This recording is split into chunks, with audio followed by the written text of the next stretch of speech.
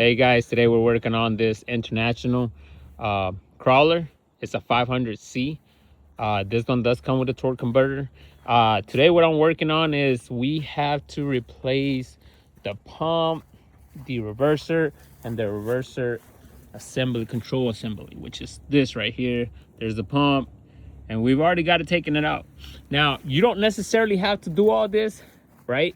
Here's all the parts that I've taken out.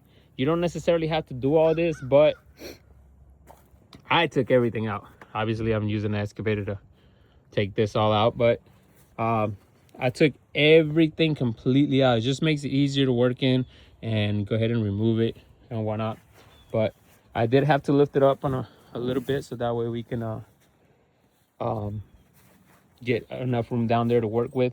But the problem with this was the pump was not giving pressure. It would start with like 50 psi, 70 psi, and then immediately would just go zero. I bought this from someone. They told me it worked fine. I put a starter in it. It worked fine for like a minute, and then it stopped and wouldn't go.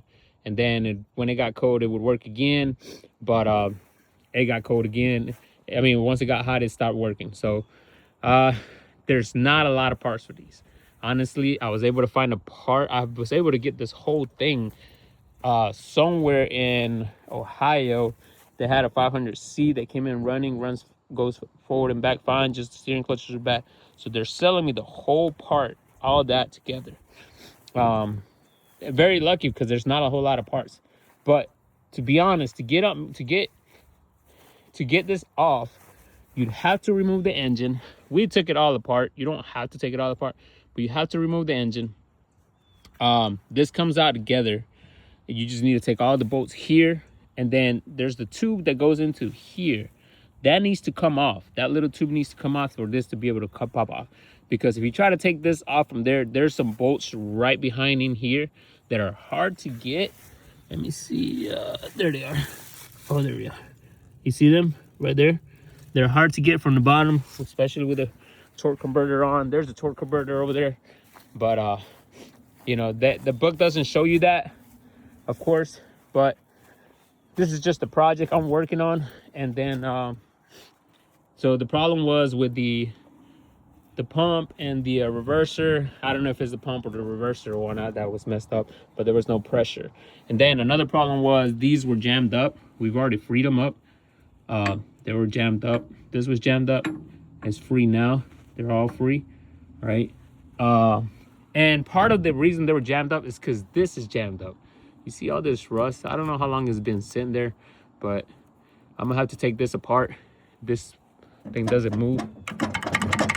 It's just stuck. So I'm gonna have to take it apart and try to loosen it up.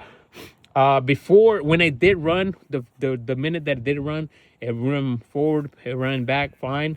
It probably lasted, I want to say, a good 5 minutes. I'm not gonna say the minute, but it ran fine forward and back. And then the steering clutches are good. It turns right, turns left just fine, no issue there. But it just, after that, it just kind of went south.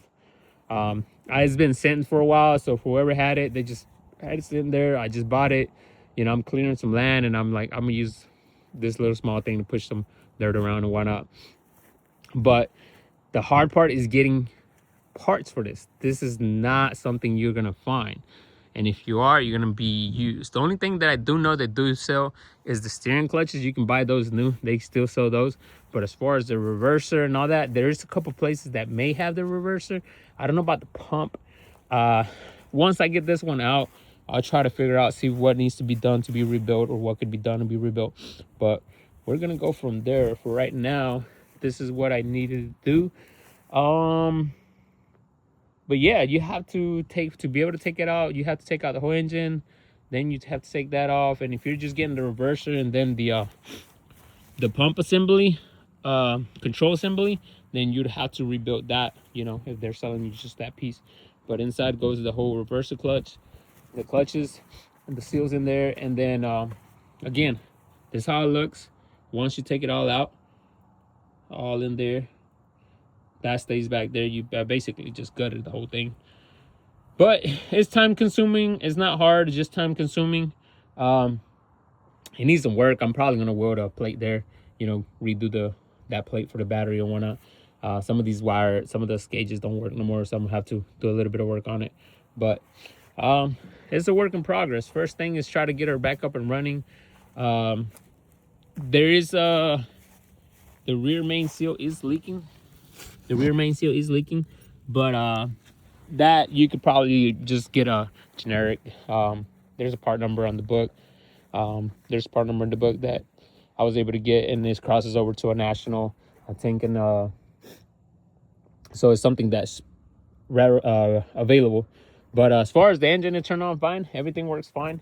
I replaced the line, then I was about to use the other one, and another line busted, but it lifted up halfway and then it busted. But you know, once I put the starter, because it needed a starter to turn on. But this is how you get the that reverser assembly, the whole block off. You literally have to take everything off. So if you have any questions of what I did or what I didn't do, or you know how hard it is, or if you're stuck in some place, you feel free to shoot me a message or comment, like, and support.